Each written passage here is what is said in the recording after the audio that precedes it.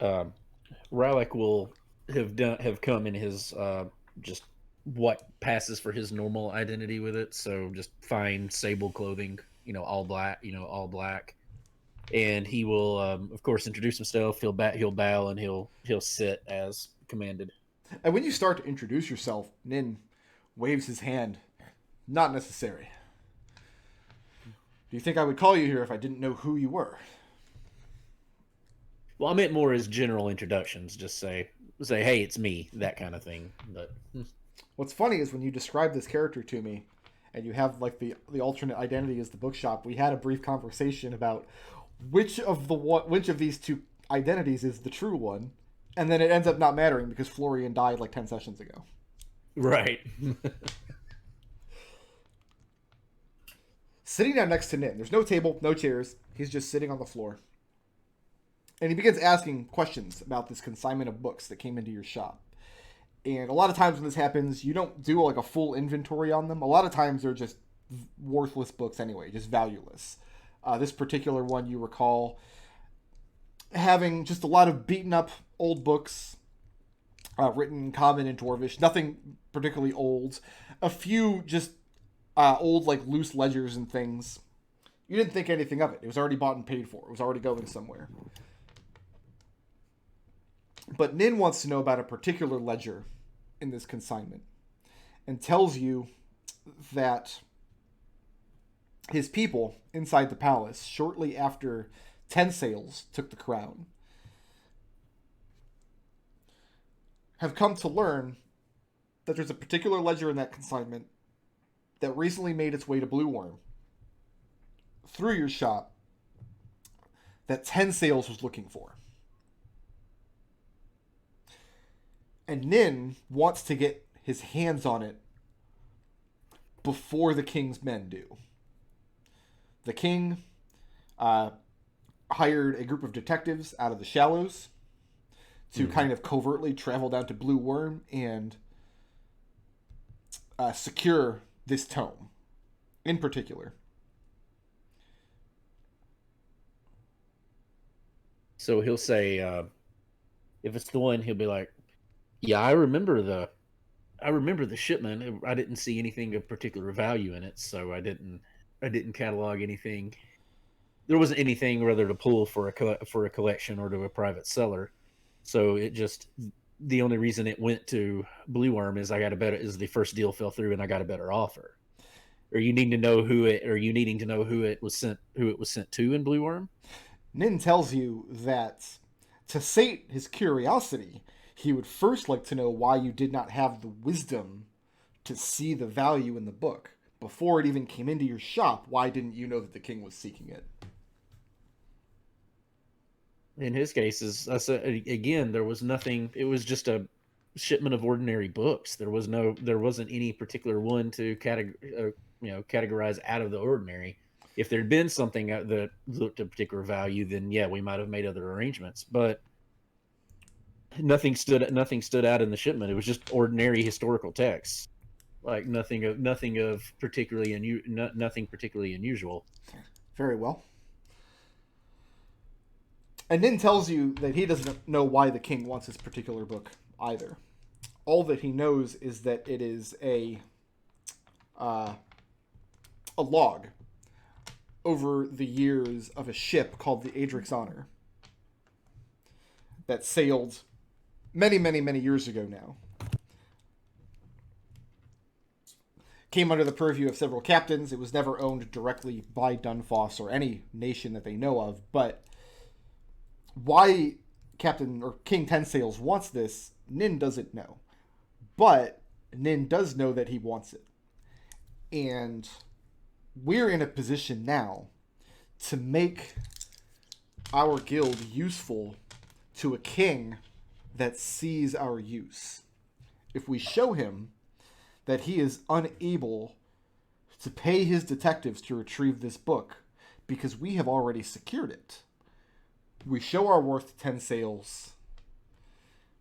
We raise our esteem in his eyes. No, I see the benefit in it. Sounds like an interesting scam. I can Din doesn't like likely. the word scam. Scam is such a dirty word. This is a covert business transaction between a perfectly reasonable enterprise and the new crown, both looking to find their new footing in this unsolid future we find ourselves standing on. He'll just, he'll kind of gesture with his hand and say, and he'll kind of nod at him politely and say, "Fair enough. I understand completely." So, this group of detectives that the king has hired, they left Dunfoss yesterday. Your job is to travel to Blue Worm and get there before they do. You're going to find out who owns this book, and find out a way to get it before they secure a copy. If you can get it before they do, the king will have to take it from the guild rather than from his own adventurers.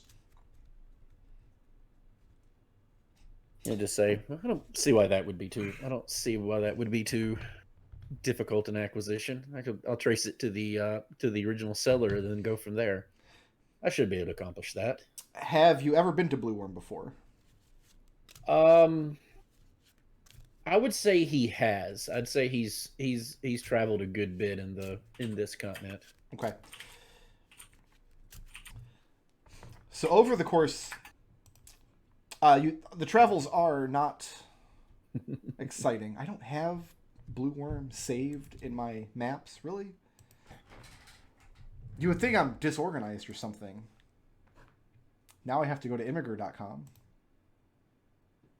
How do you feel about that website? That's pretty good. Gets the job done.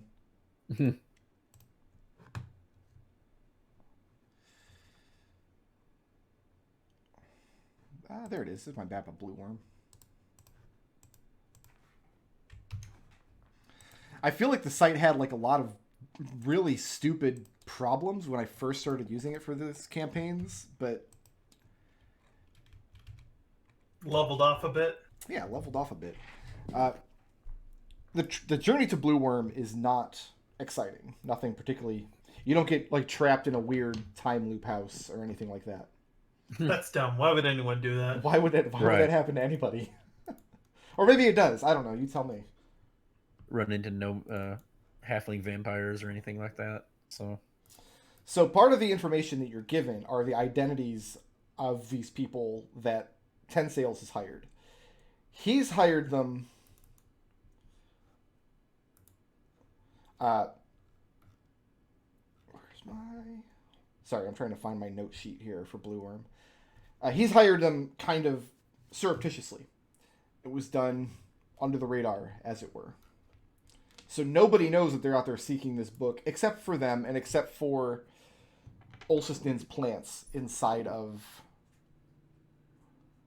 the palace. When you arrive at Blue Worm, you do a little lead work, and you learn where the book has ended up,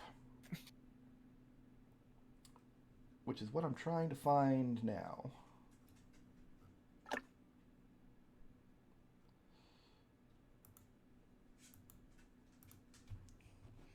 And it's not anywhere. These notes just do not exist. They have evaporated. Lucky me. But I still have the map of the place.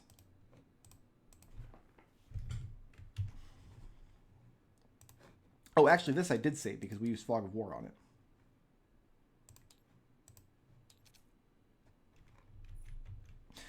There's a large manor house owned by a half elf named Keen Zeros, who is a retired adventurer, and he has some kind of connection to the group of adventurers that once sailed upon Adric's honor way back in the day. And when you arrive in Blue Worm, he has a tavern that he runs out of the front of his manor house, with a large eating room and a large dancing room. It's kind of a upscale joint for people to go, and it's right there on his premises. Like, he lives on the site as well, back in private areas of the manor that are not open to the public view.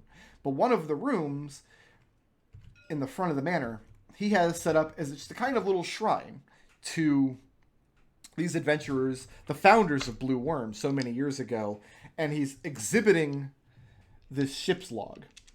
You've learned that the people, after you spent a few days here,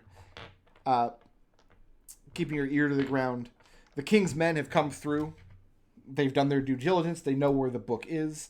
You've learned that they had a conversation with King Zeros, and then they vanished. You haven't been able to find hide nor hair of them for the better part of 2 days. You spread some gold around. Nobody has seen them leaving the city. You know for a time they were staying with an artificer named Mad Metal, who has a workshop in Blue Worm. They're just gone. Make me an investigation check, please. Okay. Charisma investigation.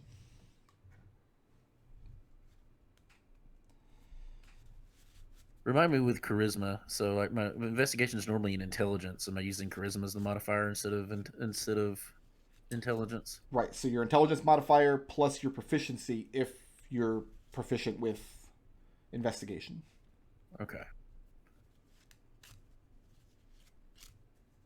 I am not proficient on that one, but if I'm using charisma instead of intelligence. Yes, just your charisma modifier then. Okay. That is. What is it? That's only an 8. Okay. Have you personally spoken to King Zeros during this time? So like I know. Do I know what room the? Do I know? I know that the book's in that room. Like, do I know the room the book's in, or did The I was first I able to time know you that it's in come the here, tabs? he has it on display, and actually it's this smaller room next to the. This is like a private. Even gaming smaller room. room. Gotcha. He's got this small little room, and it's open to the public, small groups at a time. He keeps guards posted at the door, but people go in and they appreciate some of the artwork and the artifacts that he has on display connected to Blue Worm's founders, who are known to be men of fairly high magical acumen. If you're not aware, this is the group from the first campaign, the first Flumph group. Right. Yeah. So the first time you're there, the ledger is there. You see it's under heavy guard. He's allowing like controlled access to it, and you've heard from one of the employees at the tavern that yes, the King's men have come through and done the same kind of due diligence you have. In fact, you probably did it even before they did. However, the second time you go to check, after you learn or after you hear that these people just vanished, they're just gone. Going back to King Zeros' place, he no longer has the room open. And when you ask about it, you're told by employees at the tavern, at the tap house, that King Zeros is changing the exhibit. He'll be exhibiting some other artifacts. This isn't unheard of. He has a long storied adventuring career, and he shares a lot of the art and the magical things that he's found that interest him as part of these little side exhibits. And he changes them out relatively frequently. Okay. I would have been, while I'm in there, I would have probably just passed myself off as a scholar, like some kind of naval scholar out of Dunfoss, not introduced himself as himself. Introduce yourself to King Zeros? Yeah, to King Zero. Well, I mean, if I needed to speak to King Zeros to get access to the room, knowing that's in there.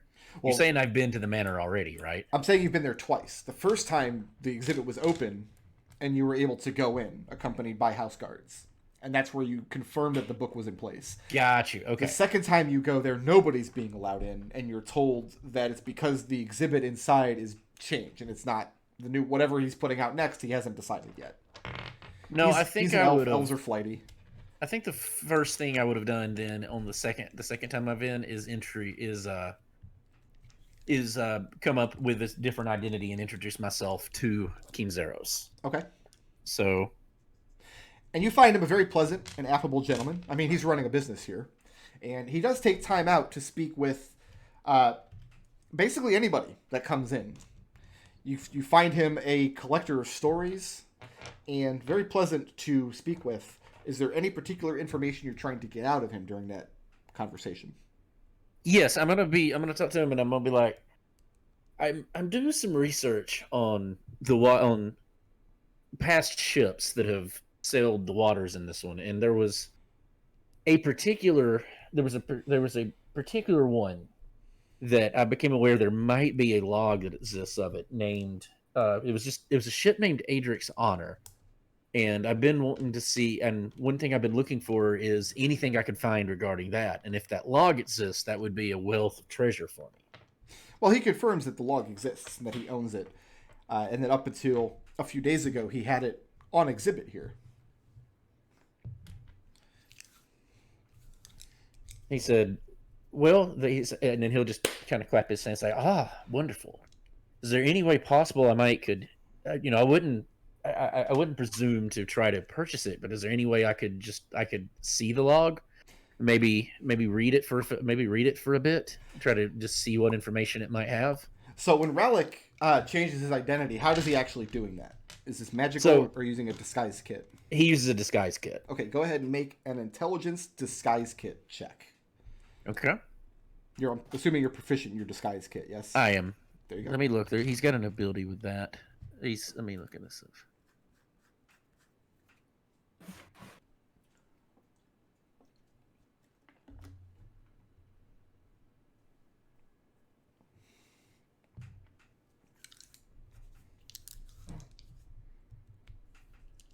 What are you looking for? A class feature? Yeah, he has a class feature for this.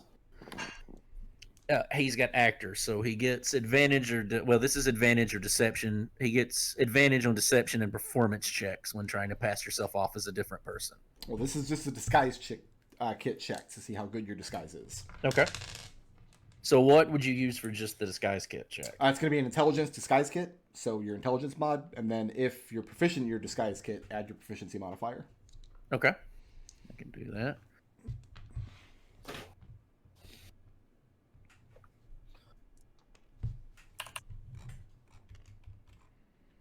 Okay, so that is 1, and that is a 15. Okay. And what is your passive insight? Passive insight is 17. You are fairly confident that Kinzeros does not see through your disguise. He does not suspect you're not who you say you are. Even so, he's still guarded with his information. He tells you that he could arrange a private exhibition of the book, but he would require more information from you. He wants to know who you work for and who you represent. Okay, what would be like a college in Dunfoss that he could pass off as? Because I can forge.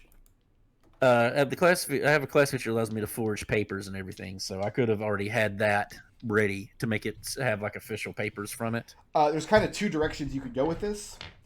Well, 3 if you want to admit that you're a member of the Thieves Guild. Right. There are lots of shipping and trade guilds in Dunfoss, and you could just claim to be a representative of any number of them and get papers for that. Another way to do it would be to forge papers from one of the relevant magic schools, because the people who operated this ship back at the time when Blue Worm was founded were magicians of considerable strength.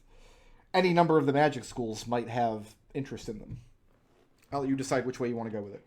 I would probably do the shipping one because they keep because that companies like that, particularly in this one, would keep very, very explicit records, and would be normal for them to look for information like this. Make a intelligence history check. Okay.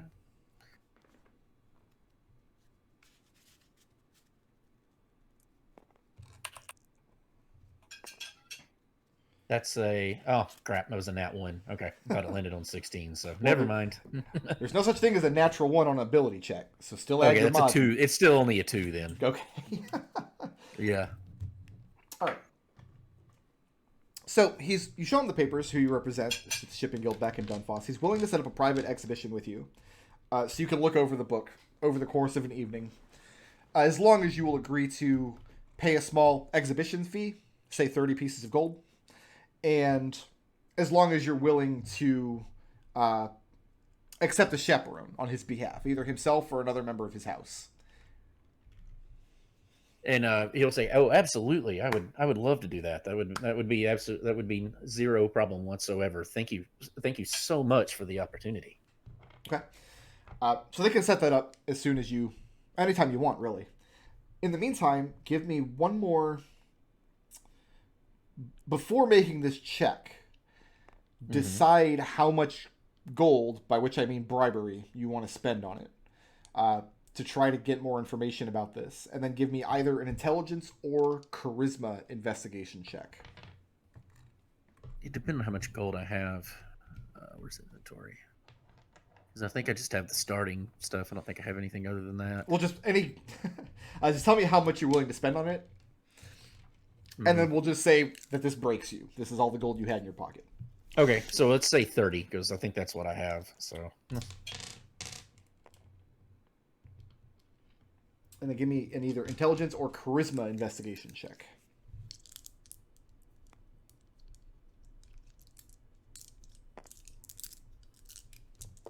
That one is... That's an 11 either way. Okay. The only other thing you unearth before you get to have this exhibition is that in addition to meeting with Kinzeros, this group from the Crown also, before they vanished, had paid 2 visits to the Great Cathedral in Dunfoss. Mm-hmm. And there is some speculation that they came to an understanding with one or more of the priests. But you're not able to get any specifics. I don't know I just don't. I can't figure out I don't know the priest they talked to in specific. You just know they had dealings at the cathedral, and then a day or 2 later they vanished. Okay. Let's see. I guess I would probably try to set the meeting up for that. I'm assuming this is like during the day, right? When I was talking to Kinzeros. You were speaking to him during the day. He would probably set up a meeting regarding the book after hours, though. Okay. Yeah, that's what I was going to say. I assume I would set the meeting up for that night. Okay. For that following night. If I've got downtime, I might go to that church and try to do it. But, I mean, he's more focused on the book, so it's... That's what that role represented. Is okay. I got you. That was doing it. Fine. Mm-hmm. Coming back through that evening, and you're taken... It's one of the back rooms. One of the back bedrooms of the manor. And you can see it's most likely a private room for personal guests of King Zero's. So when you arrive, he's not there. But a member of his house is a young halfling woman who you recognized earlier as being one of the barkeeps in the tap house, running tankards back and forth. And she's in the room. She greets you warmly and asks if you'd like to send for a kettle or a decanter of wine, perhaps. And he'll look and say, he'll look and say, "No, darling, but I appreciate it. I would not want to have anything where I could potentially damage such a wonderful treasure as this book." And she provides you with candles. And the center of the room, as you can see, has a small sitting area. She takes the book out of a locked cabinet in the corner of the room. She places the key between her bosoms, places the book on the table. And then she retreats to the corner of the room where she has a chair. And she begins smoking a pipe. And she tells you to take your time and peruse through it. And so he would actually look through it to try to see if he could understand what could be valuable, because obviously he's missed something and he doesn't like that he's missed something. And it's very old and it's worn in a lot of places, and it's bound with rings along one side. And a lot of the pages are torn in areas, and a lot of them are damaged. This book has been at sea for decades. And flipping through it, hundreds and hundreds and hundreds of names. Every man, able sailor that came aboard this ship, scritched their name in the log. And going over it, Every time somebody on the ship was replaced, they took on a new surgeon, they took on a new quartermaster. It's not spelled out, the history of the ship, but you can kind of piece it together. You can see where changes of captains might have happened when one captain retired and another took over. And sometimes you can see that this transition was very bloody indeed. Sometimes literally so. The blood is on the page of the book. Right. But the hundreds and hundreds and hundreds of names don't have much meaning to you. The only names that have meaning when you come to the end are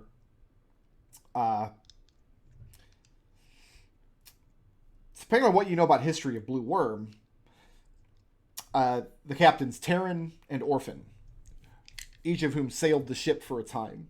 These are among the founders of Blue Worm. Whether or not you'd know that, I'd leave that up to you. And then the ship has a storied history beyond that as well.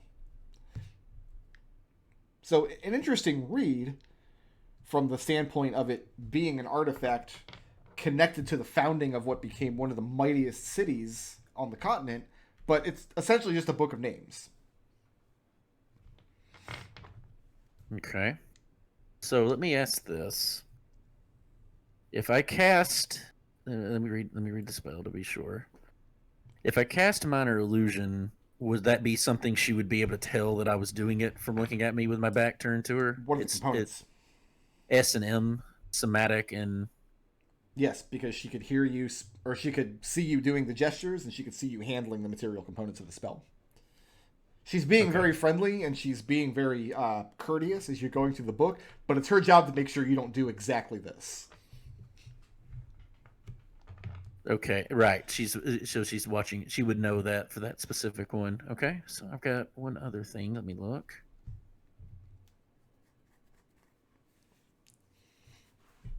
Okay, yeah, that would work. That would be under the same one. Okay. So since I'm not seeing anything through it, I'm going to... I have to have the exact notes. I mean, he could probably have snuck notes in there and made copies of it, but that wouldn't work for what they need. Let me think.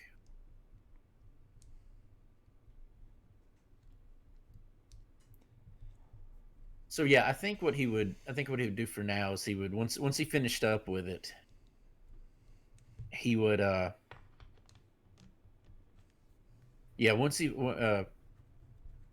once he finished up with it, because this is not when, like, my original thought was to have him try to do a sleight of hand and change it with a book, but it sounds like from looking at it, he'd know he wouldn't be able to do that because that's a very unique book. And she would know done because you've had time in the city to try to get a replica made. Like, you could have gone to a bookbinder elsewhere in the city and had one made because you've seen this book on display. You know what the outside of it looks like. Okay. Also, I think they had pretty much the same idea, didn't you? to make the swap. Yeah. So you could try this. It's going to require 2 checks. The first would be... I'm going to call this just a straight intelligence check. This is going to represent how well you're able to get a replica made. How well you're able to describe what you need to somebody who's willing to do what is obviously shady work. And whether or not you are able to tell if it's good work when you receive it. Before you make this roll, you have to commit to this action, though. That you came in here with the intent of swapping this book out with a fake. Yeah, I don't think I'm going to be able to do it because of the intelligence check one. I think he'd decide that the unique nature of it is he wouldn't be able to make a convincing enough one, not to somebody who's going to be looking over it after I'm looking at it. I'd have to make it out of the mansion. It's a smart man who knows how dumb he is. Right. So what he'd do is in this case, he'd very politely say, "Well," and say, "All right, ma'am, I'm finished.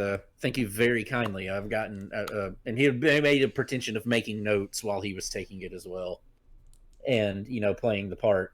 Okay. And so he'd get up and let her take the book back. Yeah, and she offers her gratitude when she takes the book. She locks it back in a cabinet in the corner of the room. And then she escorts you out. And on the way out, I mean, she makes pleasantries. If there's anything she can offer you, she could have the kitchen opened up. Anything you like. Any friend of the master is a friend of all of ours. And he'll, let's see, have I been in the kitchen? Probably not in the kitchen, but there's a dining area that you've been to. Out in the front at the tap house. Okay.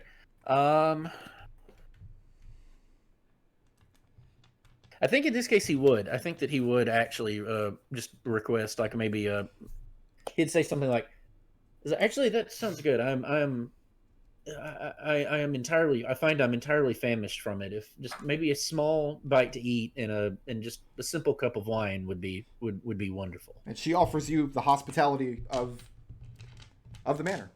Comes out. You're the only person sitting out at this point. It's this late at night. She takes you to one of the private chambers out front, probably this one here.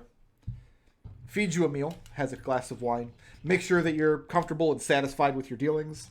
And when it comes time to leave, she politely bids you good evening, and you take your leave of the manor. Okay.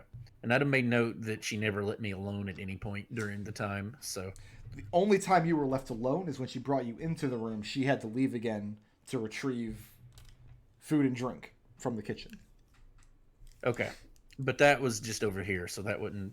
What was the interval from that? How long did it take her to do that? Probably about 10 minutes or so. Okay. Okay, so that's it. That's good. Yeah, he would have walked out and left the manor at that point. All right. So your next move is to devise a plan to relieve this manor house of that book. Mm-hmm. And I will let you think about that as we go back to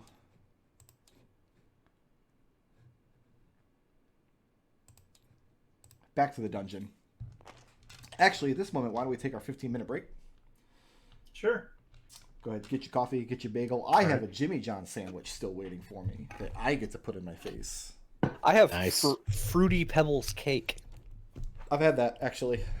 I've had a Fruity Pebbles donut, never had Fruity Pebbles cake. You can just eat a handful of Fruity Pebbles and be pretty happy.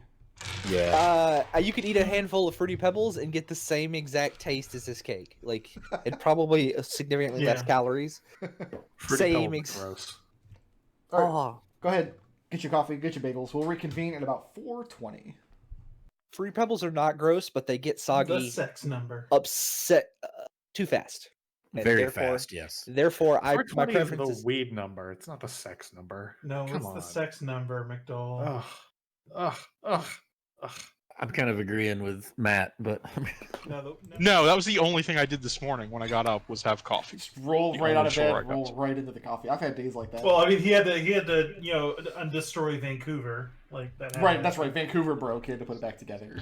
Not yet. Doing that after the call or after the game. All right, so you guys went through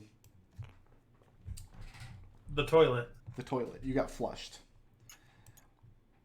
You're using a magical lantern, but it still requires flame. Is that correct? Yeah, solid oil based lantern. Haven't had it lit for a while. I thought You've it was also- attached to Scrappy and it was lit the whole time. he's also got a continual flame thing that he has. Yeah. Well, any flames get doused. No, it's Okay. it's not actual flame. I mean, I would have doused the flame before we went through anyway. But if I had it on, I don't remember what the status of the lantern I was. think continual flame can't be doused. No, it's an evocation light. Yeah, it's like So, the place where you emerge and the water is flushing out relatively quickly looks similar to the place where you just came from. It's the end of this, it's like this little alcove, except this time the slope is going down and away from you instead of up and away from you.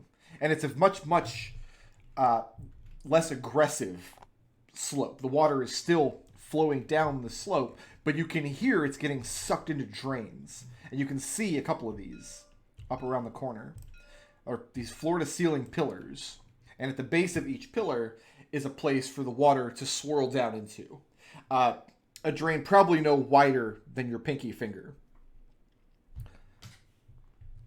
So the great quantity of water is circling down and away from you and getting sucked into this drain. So by the time you get down to about this point, There's very little water on the floor at all. Maybe a couple of inches. And then beyond that, it would get drier and drier as far as you go. From your position here, looking up and around the corner, you can see 2 doors. Lucius sloshes out to the driest point that he can see right there, and then... And by the time you get all the way around the corner, like to here, all of the water has been sucked away. So just as the water must have had some kind of magical help coming through the portal and shooting through, it looks like it also has some kind of magical help being siphoned away this quickly through this much of the room. The drains persist all the way to the back of the hall, and the slope persists as well. But these last 3 drains doesn't that you can see, well, 4 drains, there are 2 at the end here. The water's not even reaching that far. But I take it I see alcoves here, here, and also here. And one more at the very end down here. I was just kind of, thinking line of sight, but okay, sure. So, what do you guys think the chances these are treasure rooms and not horrible sex puppet rooms? I mean, I could go for either, to be honest. Alex is going to check this door for traps. I'm not concentrating on your hands during a sex puppet room. I'm sorry. That's okay. That's what I have counter for, right? Oh, thank God. Nope. Looks like you're on your own, buddy, in the sex puppet room. Damn. Go ahead and give me an investigation check, Alex. You got it. Besides, what kind of maniac would That's have a, more than one sex puppet? 12. room? Looks identical to most of the other doors you come across in this place. You're good, Gus. What are the chances we open that door and more water just comes rushing out? I don't know. We're gonna find out. Gus boldly opens the door. Gus, Yep. opening up the door. It's a very small room. Excuse me, just 10 by 10. And the front half of it is empty. The back half of it, however, you see shelves of platinum bars, ingots, just stacked up. Okay. This guy's loaded. This is more If that platinum is, in than you've fact, ever real. seen in one place in your entire life. This is easily thousands and thousands of individual platinum bars, each one likely worth some number of hundreds of platinum pieces. A considerable How amount of much? wealth. All right. Knowing this Lord Tagravello, these are probably bunk of some kind. But what if they're not? We only owe Corio Fireblood 33,500 gold pieces. Exactly what I'm thinking. You saying we throw one of these at his face?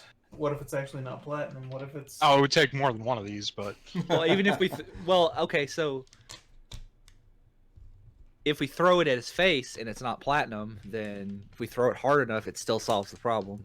okay, this isn't the fork. Let's find the fork, and then we'll worry about any other thievery.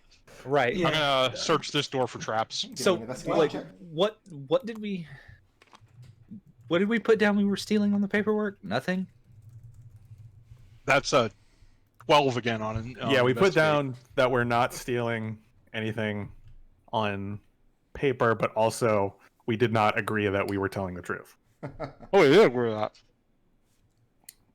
So what was your investigation on this door, Destil? 12 again. 12 again. Yeah, looks identical to the other doors. Connor's just pointing to this room, going, the platinum. Okay. Let's find the fork first. Whatever alarms that sets off. Let's we can assume figure we it out don't. after. Yeah, let's assume we only get to raid one room. So let's figure out what we like. Let's figure out what's behind door number 1. It could be a boat. Could even be And above.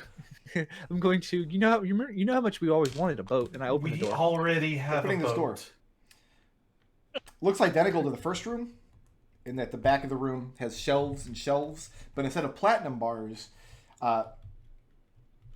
you see 1/3 of the room has stacks and stacks of gold ingots, 1/3 has stacks and stacks of silver ingots, and 1/3 has stacks of not ingots, but large chunks of worked obsidian, carefully piled up.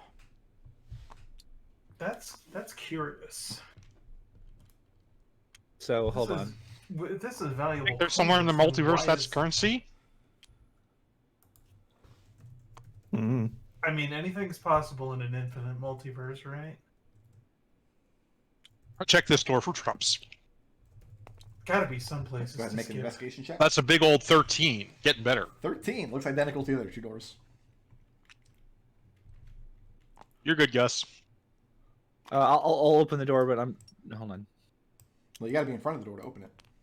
Can somebody move me He's there? typing. Oh, Yeah. Let's see. All right. Looking in this room. And again, it's a small room, but it's relatively crowded because this is an armory, and there is a great number of very ornate weapons in here, all shapes and sizes. Quite a lot of swords, just because across the multiverse, that seems to be like the number one most popular champion of all weapons, 10,000 years running. But also no small amount of ammunition, including a relatively nice collection of crossbows, one of which, Alex, make an intelligence Tinker Tools check.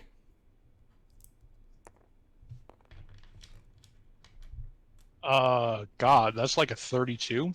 So this one of the crossbows. There's a nice collection of them. Some of them look ancient, some of them look magical, some of them look very just ornate, and one of them catches your eye because this is a type of crossbow called a repeater that's capable of firing multiple bolts very, very quickly. And this is kind of mechanical wizardry.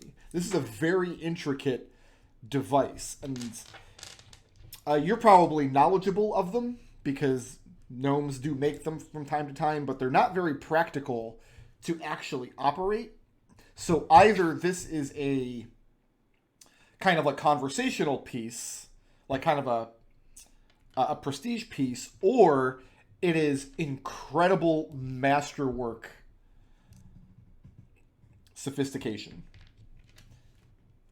The centerpiece of this collection of weapons and arms against the far back wall is a gorgeous staff.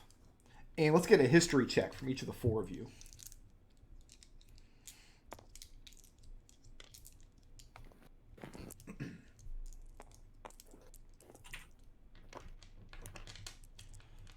Uh, 22. 26. 10. I closed my character sheet by accident instead of clicking into it. Okay, well that's good enough, I guess. That's what we need to know. Well, it's a 13 plus, I think, 1. Yeah, 14. So those of you who broke 20s, it fits the description of the long-lost staff from the Temple of Osprum. The high priest of Osprum, operating in Blue Worm, owned this staff for decades, and it went missing. And it is one of the great mysteries of our time where the staff ended up, who stole it, what happened to it. It's possible that this is a forgery, but you're betting not, because why on earth would Lord Taker have any kind of incentive to forge a staff wielded by some prime material cleric? We're taking Decades this ago. back because we've solved the mystery of where this staff went. Yeah, I mean, but first we're finding the fork. Is Right. the fork in there? Oh, No, Like, no, there are no tridents in this room. All right, checking this door. We'll grab the staff. I distinctly remember the In a high priest moment. saying he didn't care about it. We'll grab it, but let's see. It's There we the go. prestige of solving a mystery that has been unsolved for decades, Alexander. This is the kind of stuff that the prestige of is investigators. there any cool shields in the armory? Oh yes, of course. I want a shield. Alex, how'd I that got a investigation? 10 on that. 10. Looks identical to the other doors. We're good, Gus. All right. I open it. Opening this room, and bookshelves all along the back wall here and the side wall and part of the other side wall as well. But they're not tomes. They're not magic books as you've seen. They look like a large collection of ledgers. Probably records. You also see a good deal of scroll cases and no small amount of carefully organized and neatly stacked, just loose sheafs of parchment.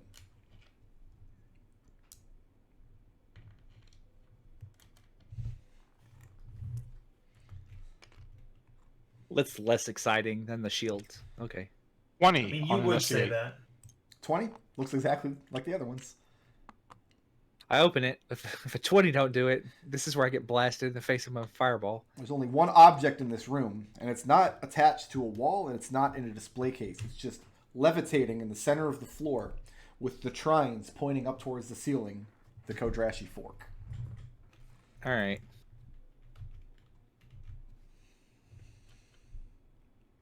All right.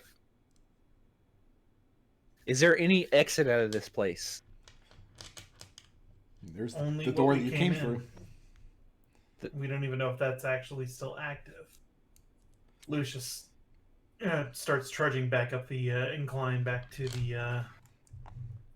The further and further you go, eventually you're sloshing through ankle-deep water, then knee-deep water, and when you start getting all the way to the back, it's hip-deep and flowing against you. Alright, so... Right now the only way I see out is if the five of us can exit through the feast room all at the same time. Or we go through the portal to... Did we know if that was the elemental plane of water? The dragon turtle? You have no idea. Okay. That's the other way out, is to get through there and try and avoid the dragon turtle. I say we grab the fork and figure it out after whatever terrible thing happens when you grab the fork happens. All right. And Gus, you still have the warding bond that lasts for like an hour. All right. So I think this is what we should do. If I grab this and I disappear,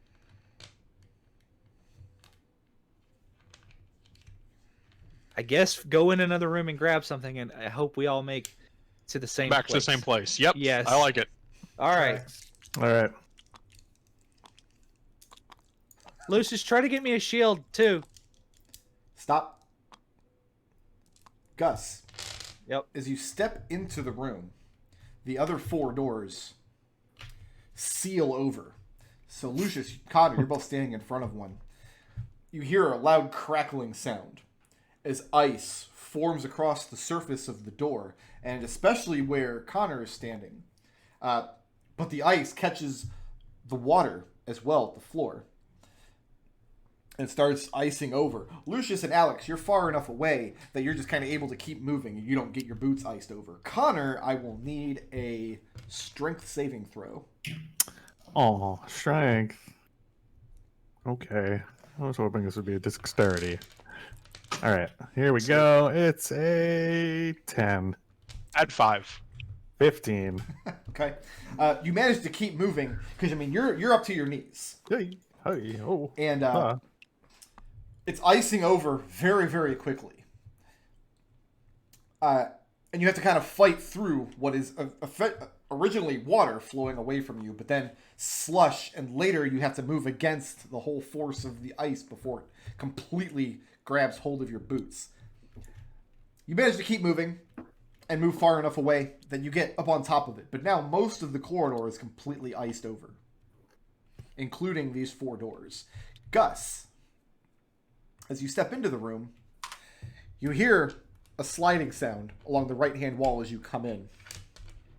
And part of the wall slides away. And inside, attached to the wall, in the small cavity that opens up, you recognize part of the document that you and your group signed when you came in here and added your mark to. And a quill lays inside the cavity underneath. Huh? After a few moments, all of you, after the ice crackling fades away and things are quiet again, you start hearing a faint humming sound. Just kind of permeating the air. Lucius bashes on the armory door with his fist for a moment. Yeah, Alex has no like time for that. dejectedly trying to. You and Scrappy will around. tumble into the room. Okay. Is it coming from the room? It's kind of just Is there a... permeating the air. It's coming from all directions at once. You said there was a parchment and a quill? Was that right? To Gustavus's right-hand wall, a little cavity opened up in the wall, and you see the piece of parchment that you recognize as part of the agreement that Connor looked over and that you guys signed when you came in. And there's a quill underneath. What does Alex the, picks up the quill, crosses out "What you're here to steal, nothing," writes "Kodashi fork," crosses out "Are you lying? No," writes "Sorry, not anymore." Listen, And the all I'm humming saying gets about- louder and louder. all I'm saying about this is the problem is the reason why we are always treated like a joke, like we're always treated like some kind of afterthought, like some kind of clown show, is because we don't have the prestige that something like solving this mystery would provide. Here's the thing, Lucius. We know the solution. We can work our way backwards and figure it out and actually still get our names out. It's a shame we don't have a stick, but I don't want to find out what happens if I try and break through one of those ice doors. And the humming is now so loud you can hear it very clearly, and it's a very high-pitched, very, not painful yet, but it will be. whatever. Has anyone actually taken the fork? No, but I'm gonna grab it now. Gus, you grab it. And in addition to the humming getting louder and louder, the darkness becomes more and more pervasive, as though it's closing in around you. And then you reach a point where it's difficult to tell where the sound ends and the darkness begins, as both of them are the same thing. Clouding in around you, gripping your body. And before you realize what has happened, you find yourself standing on a large, flat, mostly featureless plain amidst a very, very deep fog, and it's very cold, and it's very windy. Like it's like this flat cement plain underneath you. Uh-huh. Am I by myself? No, all five of you are there. Okay. Oh, Is this darkness beating my special dark vision? No, but it ended after 20 or 30 seconds or so, and now the darkness is no longer there. You're on this cement plain amidst mist and high winds. some sort of demi-plane or plane? Plain, like a Don't flat, think. expanse of terrain. Although the other thing probably too. Lucius calls out, "Lord Taker, I presume?" And you don't hear an echo. Your voice just dissipates out into the expanse. Am I still holding the fork? Oh yeah, you got it. Okay. Gus holds it forward and goes, "Eeny, meeny, miny, mo. Let's go this way." And I just pick a random direction. Okay. You walk for about less than a minute. And the surface you're walking on is a little slippery because there's a lot of condensation. And as you move, you realize you're coming up on a horizon, up on the edge of whatever it is you're standing on. About 20, 30 feet ahead of you now. Uh-huh. Going all the way to the edge? Yeah. Make a perception check. Make this at advantage.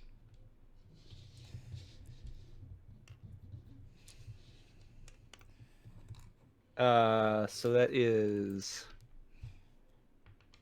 an 18. Getting to the edge and peering over. First of all, you're looking down through layers and layers of fog, which get darker and darker as they go, to the point where it gets thick and almost black at the bottom. But you also see pinpoints of light far, far beneath you, and the light is moving around, and you kind of adjust your eyes, kind of playing with different distances and focal points, and you realize what you're looking at is you're looking down 40 or 50 stories or so at the streets of Sigil. Are we on this? Standing on the roof of Lord Taker's manse. We're standing on the roof of Lord Taker's DuckTales money bin. Okay. Gotcha. Remind me of Flyworks out here. Look at Lucius. Oh no! What about? Why did this happen? It works. I just don't want to go particularly high because reasons. I wasn't planning to fly up. Do you have slow fall prepared? Yeah, I could feather. Do I pretty much always have feather fall. Let me double They check. changed the way that this fog of. I used to be able to click the fog of war and it would vanish. And now I can't. Yeah, I got a feather fall. We can glide down if we need to. All right, here's what I'm gonna have to do. Let's load this up. Load up the main table. I'm gonna sit down and work out how to remove fog of war now that they've changed that. There you go. But yeah, you are standing atop Lord Taker's manse, which is, and you've seen many, many tall buildings in Sigil, and this was the tallest of them. And easily the largest. Kind of just a completely unadorned cement block structure, and you're on the roof of it. Well, I was expecting a self-important rant, some kind of speech from Lord Taker. Like, are there for any? us daring to take his property? Well, we're on the roof of this building, so you might just want to shove us over the side of it. If he gets... I mean, that's fair. Everybody want to? All right, jump on 3. If it's more than Lucius 600 feet, we need to stick together for the feather fall. Lucius casts the fly spell and is going to target himself plus Connor. Connor, I hope that you will continue to make my hands my hands. Yeah, you got it, buddy. And Scrappy. Okay. I'll grab I'll grab Alex and kind of hold him like on my shoulder. You ready?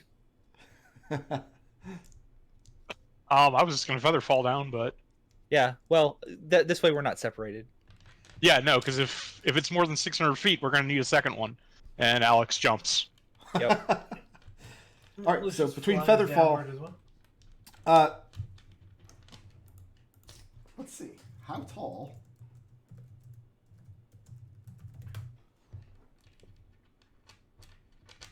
Oh yeah, it's more than 600 feet.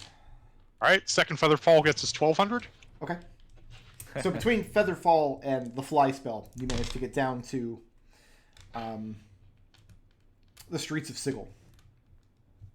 I mean, my flight lasts for 10 minutes, so. And Connor, you're focusing on his hands while he does this. Oh yeah. And so, what are you doing with the Kodrashi fork? Gus is just carrying it. Yeah. Okay. And after that, your business in Sigil is concluded. Like if I do want to check one thing real quick if we've got time. Sure. Like I've if got we're one not being thing real actively quick, too. changed. So this right here, I wasn't sure. Like I figured we were gonna have to skip town pretty quickly. So this right here, the place that was the fest hall, it's just a thing. Before we leave, I would like to check and see if there is any information about Eldov. Let me Locate. Are you going to spend another day in Sigil while you do this research? Only if everybody else deems it safe. Like is it a thing that like we want to do? Because we technically. I think 1 day is worth it. I've got a little bit of chores left to do in the city. Okay. I'm just saying that we literally have just stolen from the most powerful man in the city. Yeah. We've stolen from someone who lives in a city full of portals to other universes. I don't think walking through one of them is going to get us away from him. Yeah. You know what? Fair point. So we just see if there's anything about. Okay, because we came on this trip to get information for that. That was the reason we gave, and we have found nothing about Eldov. Right. So I want to at least check while we're here. This crazy wacky place seems like right up Eldov's alley. he has to have at least visited here at some point, right?